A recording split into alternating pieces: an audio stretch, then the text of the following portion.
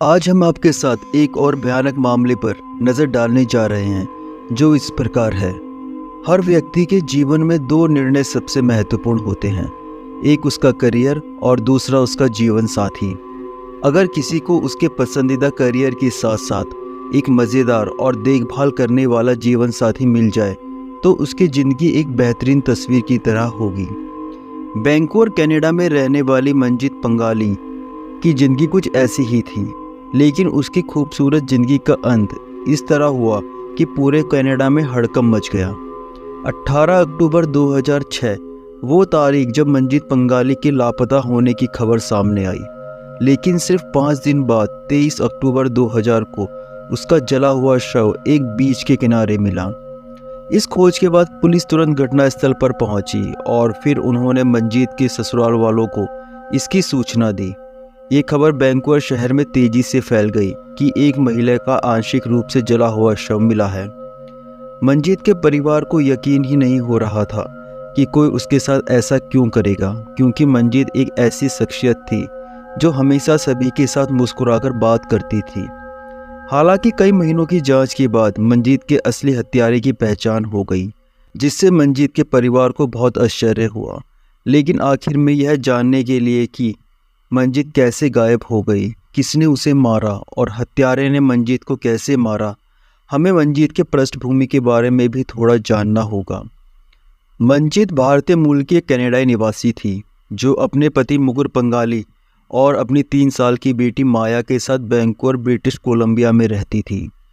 मंजीत का परिवार बेहतर जीवन की तलाश में कनाडा आया था और वैंकूवर में बस गया। मंजीत का बचपन हर लड़की की तरह खुशहाल था। उसके भी सपने थे। उसने बहुत पहले ही तय कर लिया था कि वो एक शिक्षिका बनना चाहती है। उसने विश्वविद्यालय में टीचर बनने के लिए अपनी शिक्षा जारी रखी और इसी दौरान उसकी मुलाकात मुकुर से हुई। मुकुर का परिवार भी भारत से आया था और वह भी टीचर क्षेत्र में अपना करियर बनाने के लिए कनाडा आया था।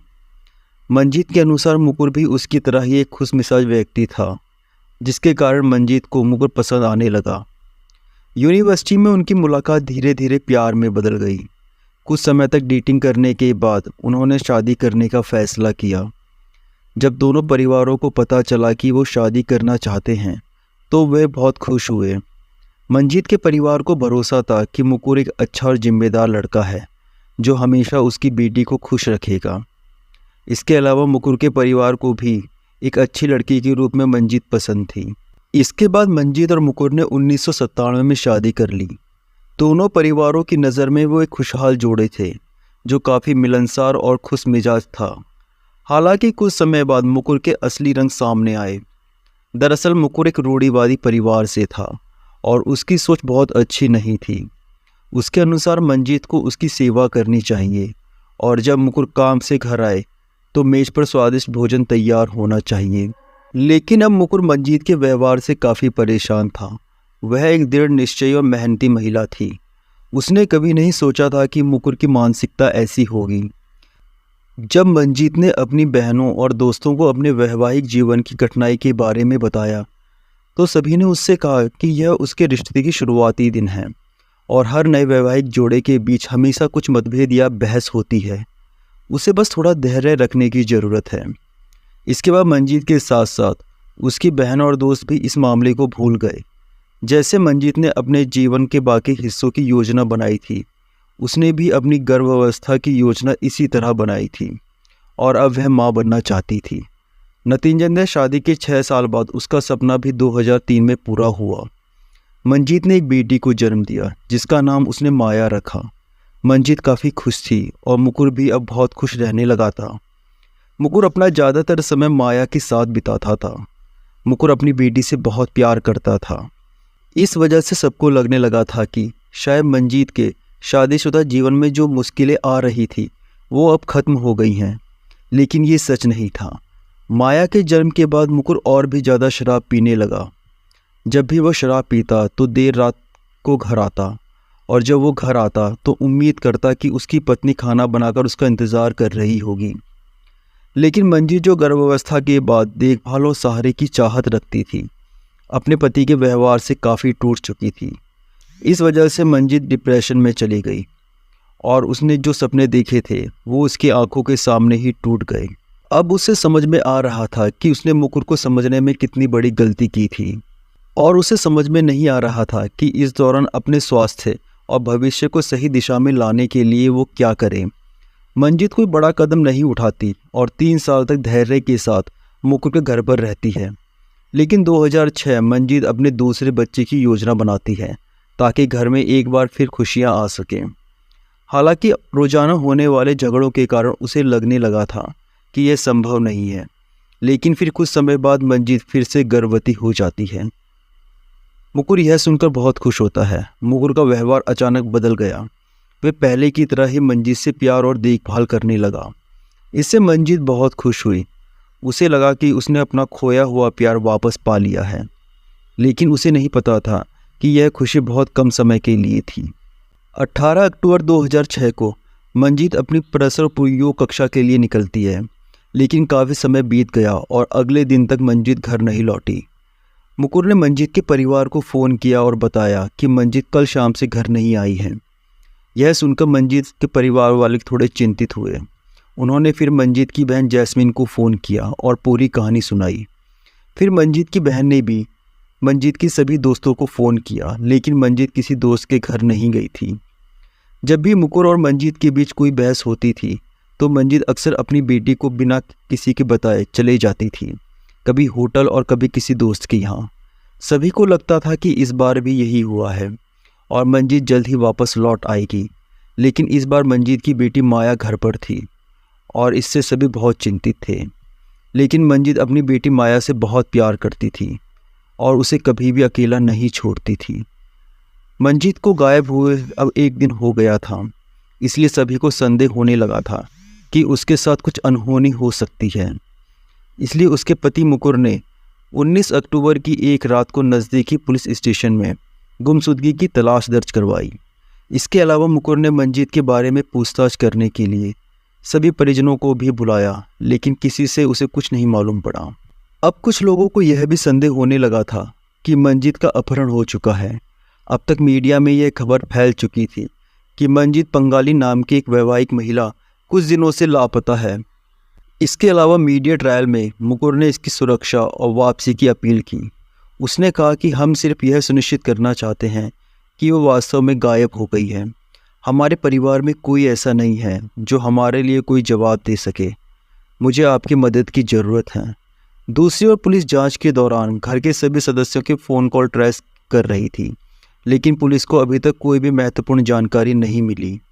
मंजीत 5 दिन से लापता थी, लेकिन मंजीत के पति और परिवार के सदस्य तब चिंतित हुए जब पुलिस ने उन्हें कॉल किया और बताया कि साउथ डेल्टा नामक स्थान के किनारे एक जली हुई लाश मिली है और उन्हें आकर उसकी पहचान करने के लिए कहा।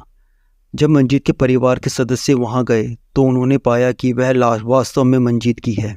फिर मंजीत की लाश को पोस्टमार्टम के लिए भेजा गया और जब पोस्टमार्टम की रिपोर्ट आई तो पता चला कि मंजीत के गर्भ में एक बच्ची है।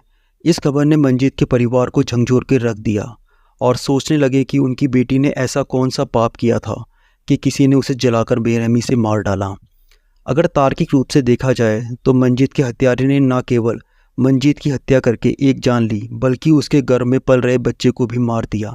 इसके अलावा पोस्टमार्टम रिपोर्ट में यह भी पता चलता है कि मंजीत की मौत जलने से नहीं, बल्कि हत्यारे ने पहले मंजीत का गला घोटा और फिर उसकी सांसें थम गई तो उसके शव को जलाने का प्रयास किया। जांच में पुलिस को मंजीत की कार भी मिली जो उसके शव से कुछ ही दूरी पर खड़ी थी। कार की फॉरेंसिक जांच में कार के अंदर किसी भी तरह के जबरन प्रवेश या संघर्ष के निशान नहीं मिले। इसके बाद पुलिस ने सबसे पहले मंजीत की पृष्ठभूमि की जांच की, लेकिन उन्हें कोई भी संदिग्ध व्यक्ति नहीं मिला जिसकी मंजीत से दुश्मनी थी। इस कारण पुलिस को संदेह हुआ कि शायद हत्यारा कोई ऐसा व्यक्ति है जो मंजीत को अच्छी तरह जानता है। इसलिए अब पुलिस का सीधा शक मंजीत के परिवार के सदस्यों पर जाता है। पुलिस ने सबसे पहले मंजीत के पति मुकुर से पूछताछ करने के बारे में सोचा। पूछताछ के दौरान मुकुर ने बताया कि मंजीत 1 साल से अपने कॉलेज के दोस्त टोनी के साथ लगातार संपर्क में थी और कभी कभी वो साथ में डिनर पर भी जाते थे। मुकुर के बयान के बाद पुलिस को अब टोनी पर शक हुआ और फिर उन्होंने टोनी की तलाश की और उससे पूछताछ की। हालांकि टोनी से बात करने पर पुलिस को पता चला कि टोनी का मंजीत से कोई संबंध नहीं था। इसकी पुष्टि तब हुई जब टोनी ने झूठ बोलते हुए सभी सवालों के सही जवाब दिए। अब पुलिस को यह पता लगाना था कि मुकुर ने उनसे झूठ क्यों बोला, इसलिए मुकुर से फिर से पूछताछ शुरू हुई। इस पूछताछ के दौरान पुलिस को पता चला कि मंजीत और मुकुर के परिवार में एक ऐसा व्यक्ति था जो उन दोनों के काफ़ी करीब था। दरअसल उस व्यक्ति का नाम सुकेंद्र था और वह मुकुर का छोटा भाई था। वह मंजीत और मुकुर के घर के बेसमेंट में रहता था, लेकिन मंजीत के कहने पर मुकुर ने सुकेंद्र को घर से बाहर निकाल दिया था। सुकेंद्र ही वह व्यक्ति था जो मुकुर को देर रात तक पार्टी करने और उसके साथ शराब पीने के लिए राजी करता था। सुकेंद्र की वजह से ही मुकुर की शराब पीने की आदत और भी बढ़ गई थी। मंजीत ने देखा कि कैसे सुकेंद्र का प्रभाव उसकी ज़िंदगी को भी बर्बाद कर रहा था, इसलिए उसने अपने पति मुकुर को अल्टीमेटम दिया कि या तो वह इस घर में रहे या सुकेंद्र रहे। अब मुकुर को अपने भाई और अपनी पत्नी के बीच में से किसी एक को चुनना पड़ा और पूरी कहानी सुनने के बाद सुकेंद्र को घर से निकालकर मंजीत के साथ रहने का फैसला किया। पुलिस का शक सीधे सुकेंद्र पे गया, लेकिन इसके खिलाफ कोई सबूत नहीं मिला और यह साबित हुआ कि जिस रात मंजीत गायब हुई उस रात सुकेंद्र अपने दोस्तों के साथ था, जिसे उसने पुलिस के सामने साबित भी किया। उसके बाद पुलिस ने सुकेंद्र को क्लीन चिट दे दी, लेकिन फिर उन्होंने मुकुर को फिर से पकड़ लिया। अब तक पुलिस को पता चल चुका था कि मंजीत और मुकुर के रिश्ते खराब होने लगे थे। शादी के कुछ महीनों बाद ही जब मंजीत को मुकुर के शराब पीने की आदत के बारे में पता चला तो उसने उसे हर बार डांटा। दूसरी तरफ मंजीत ने मुकुर के भाई को भी घर से निकलवा दिया था, जिससे मुकुर के अहंकार और मर्दानगी को ठेस पहुंची थी, जिससे उसके मन में मंजीत के प्रति और भी नफरत बढ़ गई। हालांकि इसके बावजूद भी मुकुर को मंजीत की हत्या के मुख्य संदिग्ध बनाने के लिए कोई ठोस सबूत नहीं था। हत्या के मामले में मुकुर के परिवार और दोस्तों को भी उस पर भरोसा था, लेकिन अब पुलिस को सभी सबूतों को फिर से जांच करने का फैसला करना पड़ा। सबसे पहले पुलिस ने पाया कि कार की ड्राइवर सीट को पीछे की ओर धकेला गया था, जिससे पता चलता है कि उस दिन मंजीत खुद कार नहीं चला रही थी, बल्कि उस समय कार में उसके साथ कोई और भी था। दूसरी बार मुकुर ने अपने बयान में मंजीत की प्रसव पूर्व कक्षाओं के स्थान का उल्लेख किया था और कार उस क्षेत्र के पास खड़ी थी। हालांकि जांच के दौरान पाया गया कि उस क्षेत्र में कोई भी प्रसव पूर्व योग कक्षाएं नहीं थी और जिस वास्तविक स्थान पर मंजीत अपनी प्रसव पूर्व कक्षाओं में भाग लेती थी वह मुकुर द्वारा बताए गए स्थान से लगभग 15 मील की दूरी पर था। मुकुर ने पुलिस को बताया कि मंजीत के प्रसव पूर्व योग कक्षा का स्थान वह था जहां उसका शव मिला था, लेकिन वास्तव में मंजीत की प्रसव पूर्व कक्षाएं उस स्थान से बहुत दूर थी। उसके बाद पुलिस को पता लगाना था कि मंजीत की प्रसव पूर्व योग कक्षाएं कहाँ पर हैं। मुकुर के फ़ोन की लोकेशन और कॉल रिकॉर्डिंग की जांच की गई और यहाँ पुलिस को पता चला कि मंजीत का सेलफोन मुकुर के पास है, जिसमें उसने अपना सिम डाला हुआ है और इसका इस्तेमाल भी कर रहा है। इससे पुलिस को पता चला कि 18 अक्टूबर की शाम को मंजीत मुकुर के घर पर आई थी, इसलिए मुकुर के पास मंजीत का सेलफोन है। अब तक मुकुर द्वारा दिए गए सभी बयान झूठे साबित हो रहे थे और फिर पुलिस के हाथ पुख्ता सबूत भी लगे। उन्होंने मुकुर के घर के पास एक गैस स्टेशन से सीसीटीवी कैमरे की फुटेज प्राप्त की, जिसमें मुकुर उस गैस स्टेशन से एक पुराना अखबार और लाइटर खरीदता हुआ दिखाई दे रहा था। हालांकि मुकुर शराब पीता था, लेकिन वो सिगरेट नहीं पीता था, तो वह लाइटर और पुराने अखबार को क्यों खरीदेगा। यहाँ मुकुर पुलिस की नज़र में अब मुख्य संदिग्ध बन गया था, इसलिए पुलिस ने तुरंत कार्रवाई की और करीब 6 महीने बाद 12 मार्च 2006 को मुकुर को उसकी पत्नी मंजीत की हत्या के मामले में गिरफ्तार भी किया। पुलिस ने मुकुर से पूछताछ की। पहले तो उसने खुद को निर्दोष बताते हुए मंजीत की हत्या के दावे को पूरी तरह से इनकार कर दिया, लेकिन फिर कुछ समय बाद उसकी हिम्मत टूट गई और उसने अपना अपराध कबूल कर लिया। अब अपराधी पकड़ा गया, लेकिन जब मुकुर ने बताया कि उसने 18 अक्टूबर को अपनी गर्भवती पत्नी की बेरहमी से हत्या क्यों की, तो पुलिस के भी होश उड़ गए। मुकुर ने बताया कि मंजीत की योग क्लास के बाद वह उसे घर ले आया, जहां दोनों के बीच बहस हुई और बहस इतनी बढ़ गई कि गुस्से में मुकुर ने मंजीत का गला दबा दिया और फिर उसकी लाश को साउथ डेल्टा के समुद्र किनारे पर एक सुनसान जगह पर ले गया और उसे जला दिया ताकि पुलिस को कोई सबूत ना मिल सके। इसके अलावा मुकुर ने मंजीत को मारने की वजह भी बताई। मूल रूप से मुकुर के मन में मंजीत के प्रति नफरत पैदा हो गई थी, जो मंजीत की मौत का कारण बनी। यह सुनकर मंजीत और मुकुर के परिवार और दोस्त दोनों बेहोश हो गए। नवंबर 2010 मंजीत हत्या मामले में मुकुर को दोषी पाया गया और उस पर दूसरी डिग्री की हत्या का आरोप भी लगाया गया। यह एक ऐसी हत्या थी जिसने पूरे प्रांत में सनसनी फैला दी। मुकुर पंगाली ने अपनी गर्भवती पत्नी का गला घोंट दिया और उसका शरीर जला दिया। मुकुर की गिरफ्तारी के तुरंत बाद मंजीत और मुकुर के परिवार वालों ने 3 वर्षीय बेटी माया को अपनी हिरासत में लेने के लिए मुकदमा भी लड़ा। हालांकि अंत में पूरी कस्टडी मंजीत की बहन जैस्मिन बारबरा को दे दी गई। फिर फरवरी 2011 में मुकुर को आजीवन कारावास की सज़ा सुनाई गई। क्राउन अभियोक्ता डेनिस मरे ने घोषणा का विवरण इस प्रकार दिया था।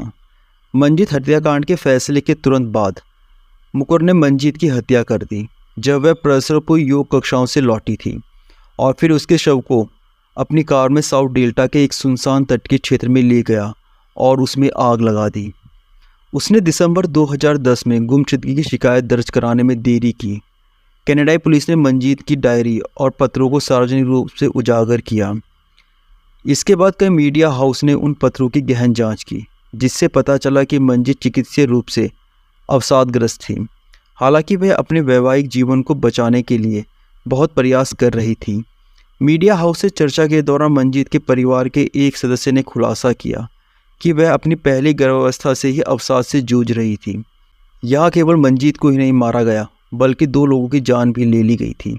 वह गर्भवती होने से बहुत खुश थी। यह कुछ ऐसा था जो लंबे समय से वो चाहती थी। और अब इसके साथ ही मंजीत पंगाली की हत्या का मामला ही समाप्त हो जाता है।